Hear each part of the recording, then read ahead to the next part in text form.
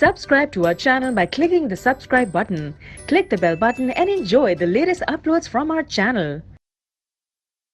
Now see question 13. Question is A part में है out of AC generator and DC generator which uses a split ring and which uses slip rings. तो slip rings किस generator के अंदर होती है और स्प्लिट रिंग किस में होती है. तो स्लिप रिंग्स जो है वो एसी जनरेटर के अंदर यूज की जाती है और स्लिप रिंग का जो काम होता है just to maintain the connection between the coil and this battery. तो ये जो काम होता है स्लिप रिंग्स का होता है. जबकि स्प्लिट रिंग की अगर हम बात करें तो स्प्लिट रिंग जो है वो डीसी जनरेटर के अंदर यूज होता है और ये नथिंग बट क्या होता है करंट को यूनी डायरेक्शनल बनाने के लिए. अब यूनी डायरेक्शनल क्या होता है वो आप क्लास 11th और 12th में जब पढ़ेंगे फिजिक्स को तो वहां पे आपको डिटेल में करना है. But DC current unidirectional current होता है तो उसको कन्वर्ट करने के लिए बनाने के लिए हम स्प्लिट रिंग का यूज करते हैं. अब बात करें बी पार्ट की.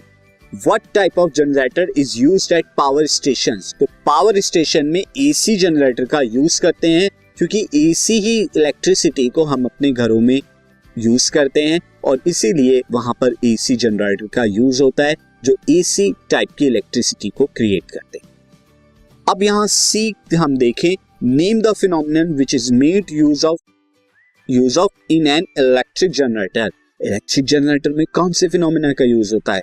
तो इलेक्ट्रिक जनरेटर में इलेक्ट्रोमैग्नेटिक इंडक्शन का यूज होता है और इलेक्ट्रोमैग्नेटिक इंडक्शन ये कहता है कि जब आप वेरिएबल इलेक्ट्रिक फील्ड के अंदर किसी इंडक्टर को रखते हैं, किसी कंडक्टर को रखते हैं, इंडक्टर नहीं कंडक्टर को रखते हैं तो उसके अंदर ईएमएफ क्रिएट होता है इलेक्ट्रोमोटिव फोर्स जिससे इलेक्ट्रिसिटी क्रिएट होती है.